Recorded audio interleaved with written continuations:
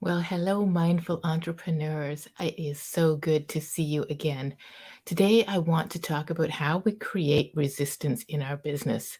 The hardest part of getting your business going is that first step, getting that momentum in play so that you get over the inertia, right? We've all learned that an object in motion tends to stay in motion, and that is awesome. Problem being, an object at rest also tends to stay at rest. So, where does that resistance come from? Part of it is, of course, getting out there big so that people know you exist. One of the biggest challenges in business isn't that people don't want what you have, it's that they don't know you are there. So, getting visible, building relationships, calling referral partners, building your power team, all those things that we know we should be doing, could be doing, building those relationships deeper, asking for support, asking for help, asking for someone to mentor you, those actions that you're not taking.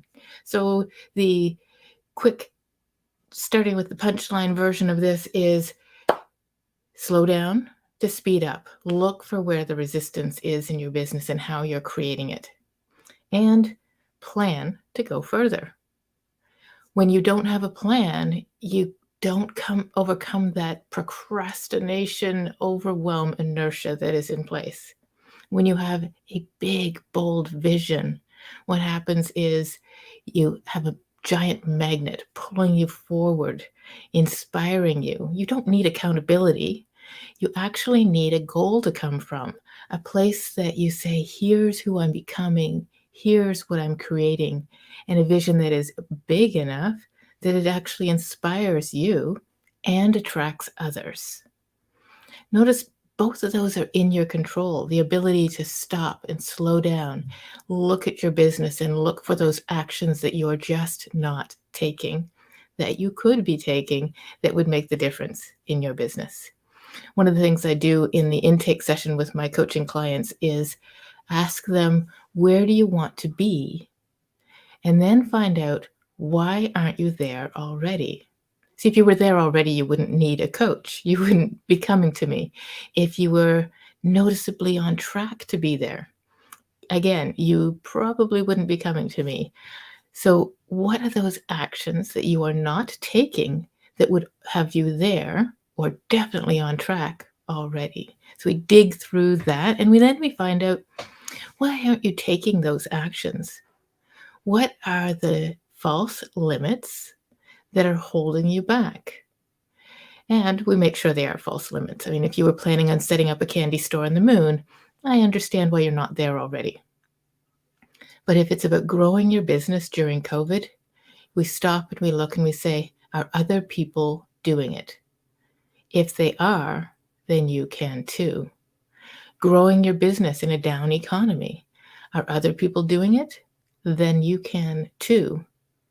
Finding employees that you can trust, that you can delegate to, that can help you and will be loyal to you in your business. Are other people, yeah, you get it. So you can do anything that you set your mind to. Often the missing element is the setting your mind to peace. So I want to share a story. It's almost the end of cycling season, and I've been trying to come up with things that I will do instead. It's been an amazing year for me. So I've just talked to your conscious mind about resistance. Now it's time to talk to your unconscious mind to allow it to understand where your resistance comes from. Your conscious mind will take an idea and say, that sounds logical. That makes sense. I should change how I'm acting. But unless we engage your unconscious mind with a story such as this one, then your unconscious mind doesn't go off and say, how does that apply to me? So my story will not specifically directly apply to you. However, your unconscious mind will go, hey, that's not me. What is? So how can we activate that unconscious mind? The best way is storytelling, which is why I'm giving in with this cycling story. So I'm going to tell you a little story about how I knew until this year that cycling was not for me. I just was never going to have success at it. And yes, this is that resistance piece that makes it make a lot of sense. So let me start and share the story, and then we'll get into some more details and unpack it afterwards. So just come along with me. I'm 6 years old.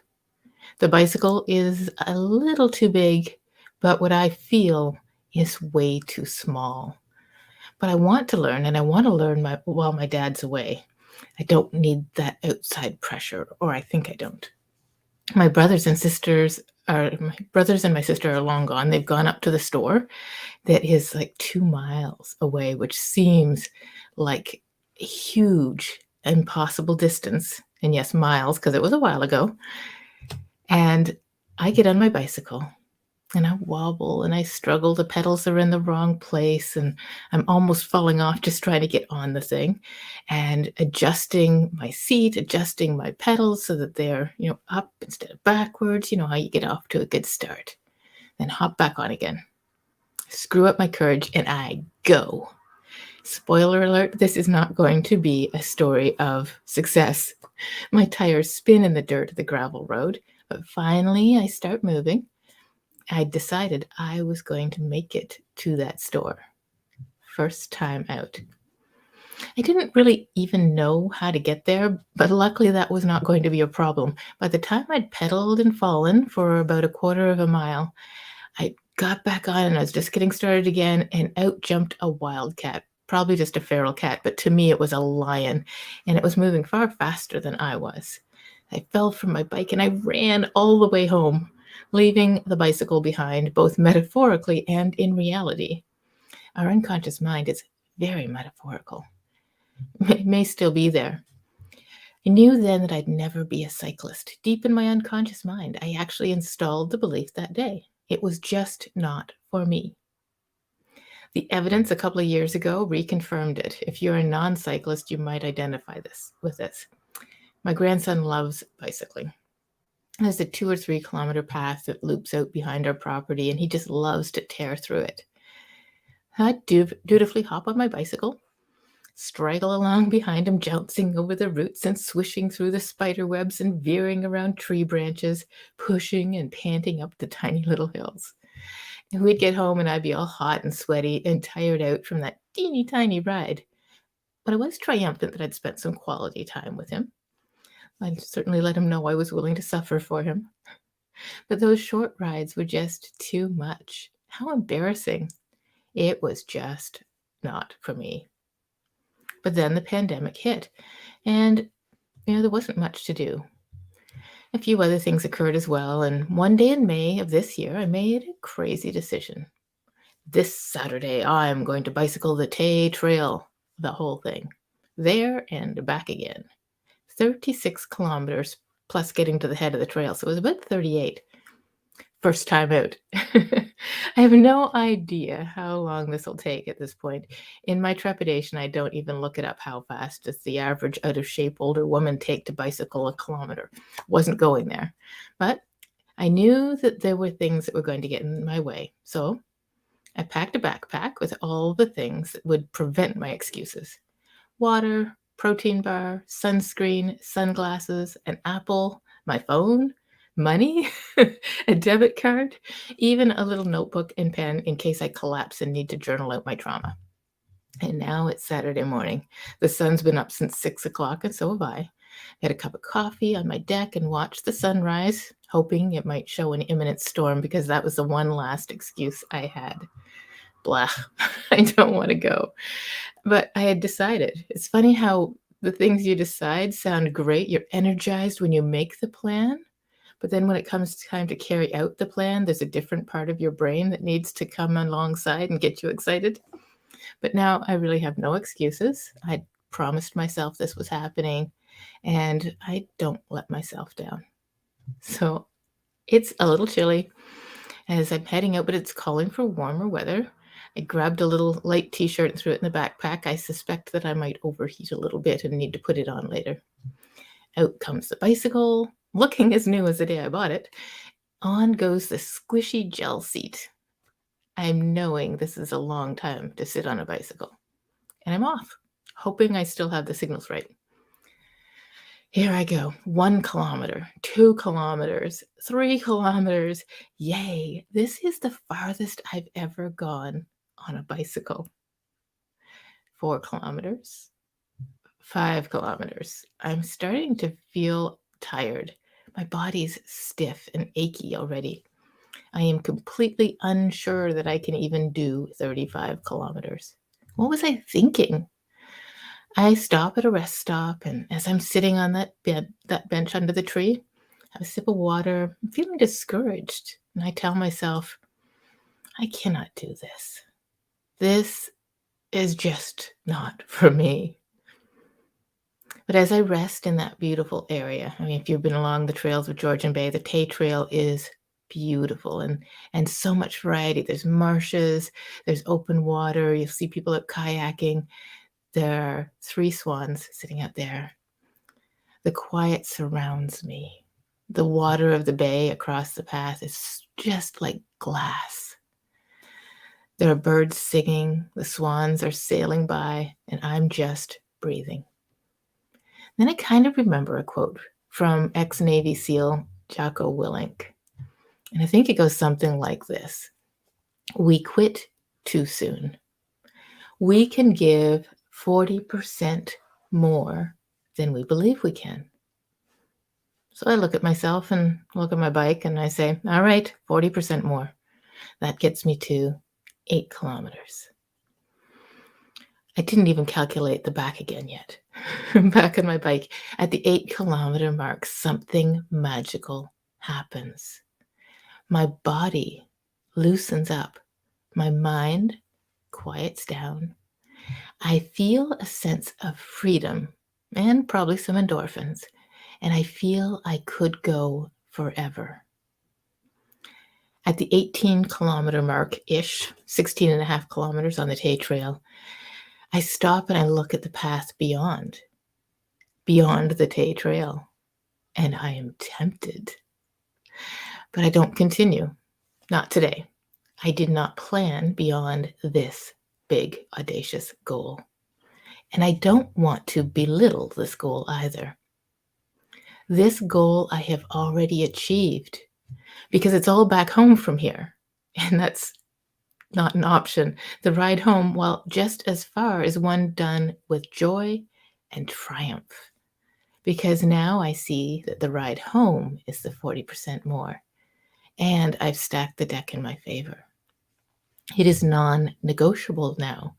No doubt, no second guessing. Will I keep going? Of course I will. I'm not home yet. I have 100% commitment to that next 18 kilometers. And now I feel it. I feel free. Free in so many ways. Free just from being outside, right? Away from the phone and the computer, away from my problems, even away from my business, my family, and my goals. It's just being alive in this moment. I also feel free from my old life, my old way of being, and free from my doubt. Talk about letting things go. When you let go of doubt, when you have 100% commitment, it's so much better than 99% commitment. There's no, I wonder if I'll keep going. There's just keep going.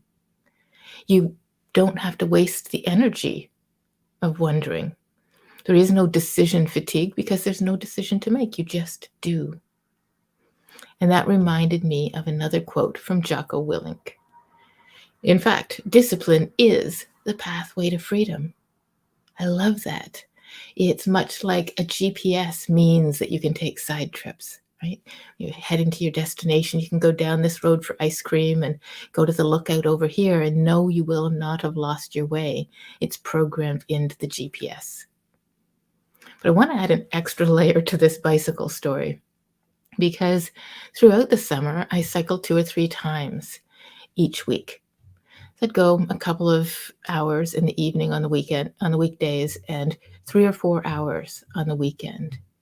And really hoped that I was getting more and more fit, that I was going to, by this time, November 4th now, I would be able to do a full day trip.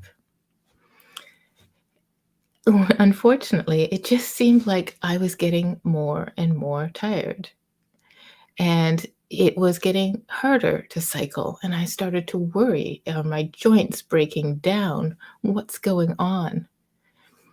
So then one day, I came back in. My grandson was standing in the driveway and he said, "How'd it go, Grandma?" And I said, "I don't know. I just feel like it's so hard to pedal." And he said, "Oh, did you service your bicycle this summer?" And I said, "Oh, I did that at the beginning. I did that in April." And he said, "Grandma, you should check your tire pressure at least every month or every time you go out." And I had not checked it once. So Xavier got out his tire pressure gauge and checked, and my tires were flat. Not flat, flat, of course, but very, very low pressure. I had created a place where I'd built resistance against my cycling by not servicing, by not taking care of the vehicle that I was riding.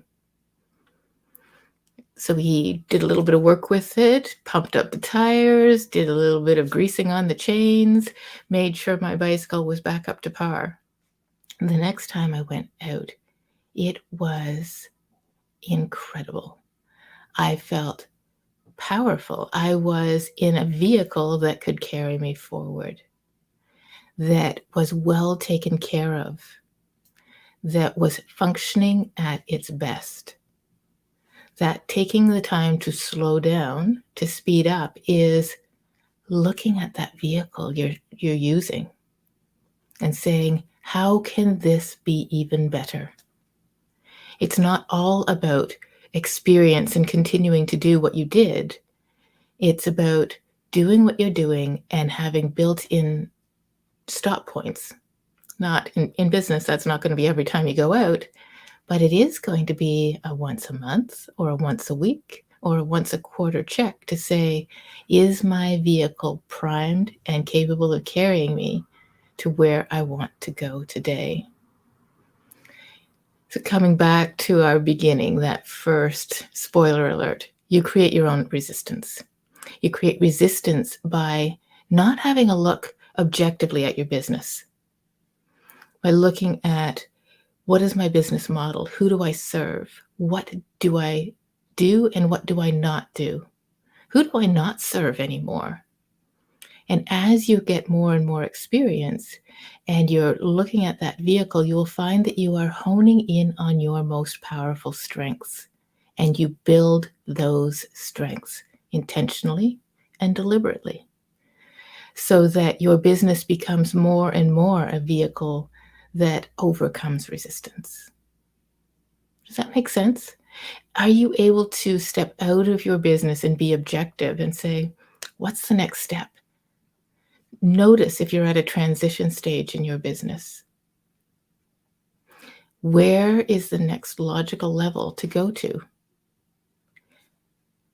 Have you checked on your business plan to say, have I achieved all my goals already? Have I strayed from the business plan I wrote 3 or 4 or 5 years ago? Is it covered in dust and sitting on your shelf?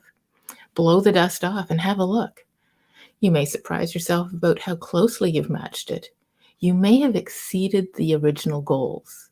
You may have, with your GPS, taken a little side tangent. Having a look at that and saying, is this still accurate? And what needs to be done to prime this vehicle to take me the next 3 years?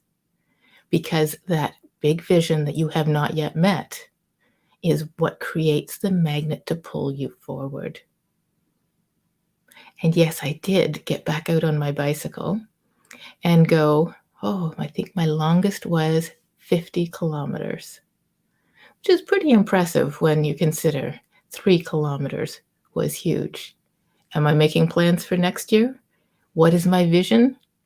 Next year, I'm actually going to book into some Airbnbs, and I'm going to do the full Simcoe County Loop Trail. It's about 140 kilometers. I'm going to take my time.